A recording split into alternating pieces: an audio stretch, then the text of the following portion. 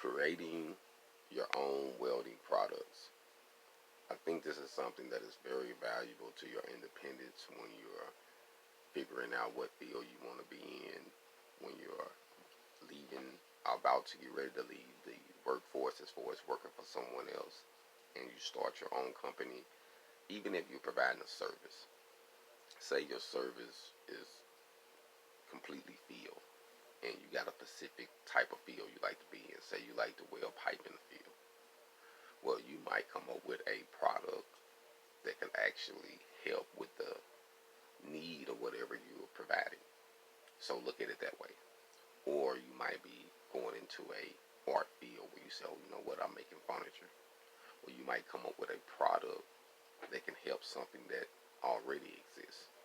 You know, so it's not like, sometimes, I think some people think that they have to come up with something that never existed before to be something so great where people just run to it. A lot of times I think it is that you coming up with a idea from something that existed and you made it better, or you made it convenient for someone else that actually needed it. Like for instance, my welding skids that I created and I designed the welding skid. Honestly, my intentions was to create something for me, to create something that I could use on different job sites, keep me from having downtime. If my truck broke down, I could put it in different trucks from a 1500 to a 3500. You know what I mean? It can fit in different truck beds. I made it 4x4. I wanted all of my equipment and things that I needed to be on the skid. I didn't want it bulky. I didn't want it to be, you know, uh, I didn't want it to be things on it that I didn't need. I didn't want it to have, a lot of times you see things and they look nice, but there's a whole lot of extra stuff that you don't even need on there. And that's extra weight. That's causing attention. You know what I mean? I've been in the construction field long enough to know that when you're in the field, you know, they see a nice truck, especially when it's all boxed up and just super nice. You just ask for somebody to say, hey, come steal me or come and break in me. So sometimes, honestly, when I travel, I like to look like a regular working citizen. You know what I mean? Like kind of blend in, but I don't look like I'm a company. You know what I mean? That way, they don't feel like, oh, we steal from them. They can replace it. They can write it off. A lot of us independent, we can't do it like that shit. You steal us or take our shit, sometimes it can cause us a major setback. So we have to think outside of the box. So that was one reason why I created my skid, to help me kill a couple birds with one stone, be incognito, be able to have all of my equipment, and be able to stay mobile. You know what I mean? I wanted to be mobile. I didn't want to have no limitations. So I'm constantly creating things to keep me personally from having limitations. So when you're creating your products, think about the field that you're in or the field that you're going in. If it's you, like I say, we got our tiggers out there that like to TIG. There's a lot of things you can fabricate and make in TIG. I can TIG too. I don't TIG all the time because my money comes from stick and flux core. That's what I do a lot. But TIGging I can do, and I do TIG. You know what I mean? It's just not a big need in what I'm doing at the moment. But if something come up, hey, I'm open to jump into the TIGging. But I will most definitely say, think of a passion too, something that you actually might like doing, or a need that might help someone else. Like I say, my need helped me out, and once I seen that it could help me, it was brought to my attention that, hey, others need this type of situation to help them be mobile and start their independent business and look professional and look nice. And once I started doing the research on it, the cheapest welding skid that I found personally that looked decent, was $3 grand.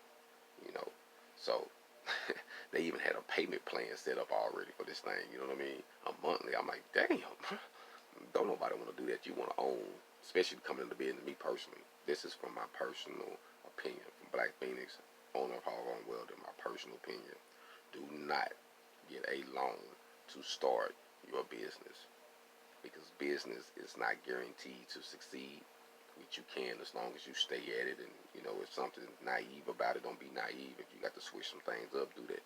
But business is not guaranteed to succeed, but it's guaranteed you got to pay that loan back. So unless you're getting some type of investment from someone that maybe you know that want to invest in your business, that's a different thing. A personal loan, so to speak. But going to a bank or something or getting I wouldn't do it. I wouldn't do it. I would save my money. I would liquidate some assets if need be, some things that I probably got that I really don't use or don't have no interest in no more. Get what I can get out of it. Turn that into some capital to start my business.